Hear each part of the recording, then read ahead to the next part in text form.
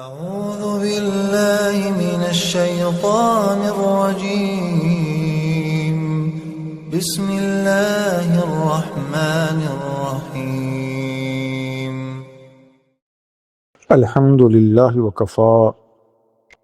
والسلام على عباده الذين اصطفى۔ امام مسلم رحمۃ اللہ علیہ نے سیدنا ابو ہریرہ رضی اللہ تعالی عنہ سے اللہ کے رسول صلی اللہ تعالی علیہ وسلم کا ارشاد نقل کیا ہے کہ اذا توضأ العبد المسلم المؤمن او قال المؤمن فغسل وجهه خرج من وجهه كل خطيئة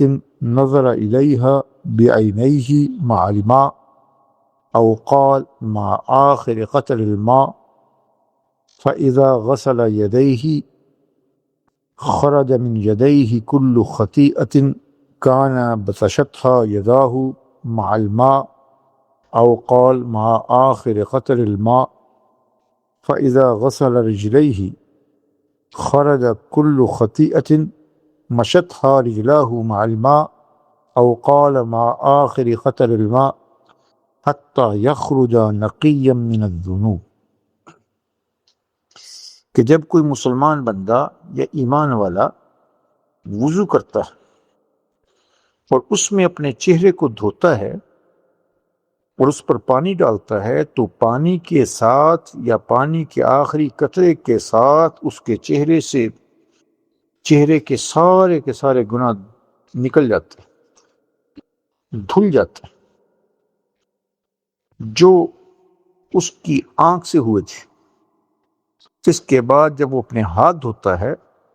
تو وہ سارے گناہ اس کے ہاتھوں سے نکل جاتے ہیں اور دھل جاتے ہیں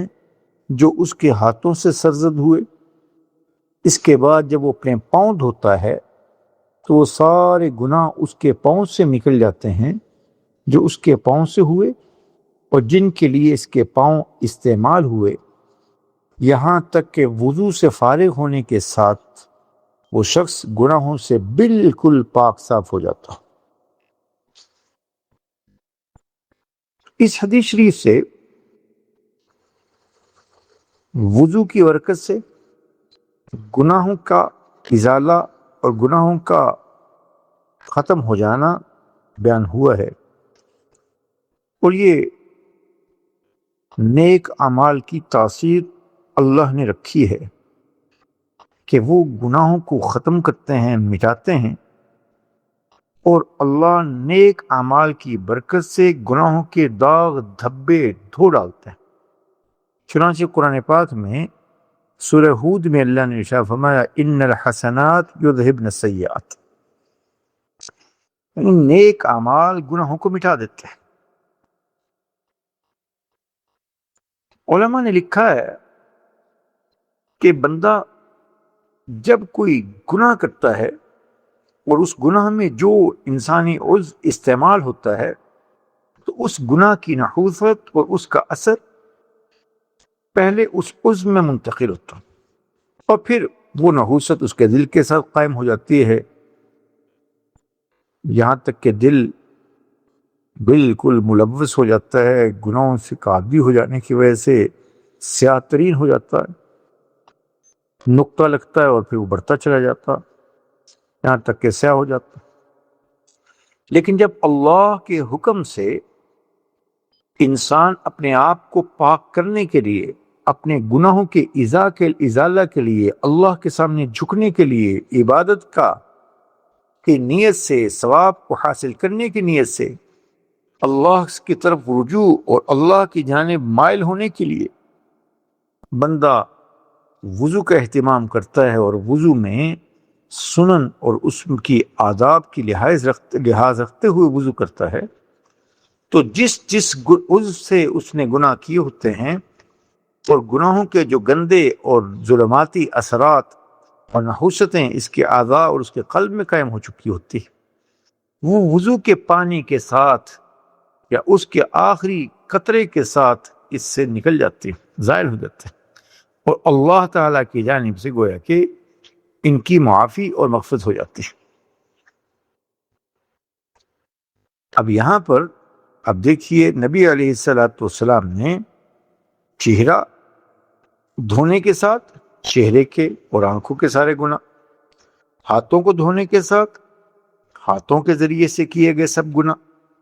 اور پاؤں کو دھونے کے ساتھ پاؤں کے ذریعے سے جو سرزد ہوئے گناہ، ان سب کا ازالہ نقل کیا ہے کہ اللہ ان اعمال کی برکت سے، اس وضو کی برکت سے اللہ اس کی گناہ کو معاف کر دیتا ہے۔ تو مسلمان کے لیے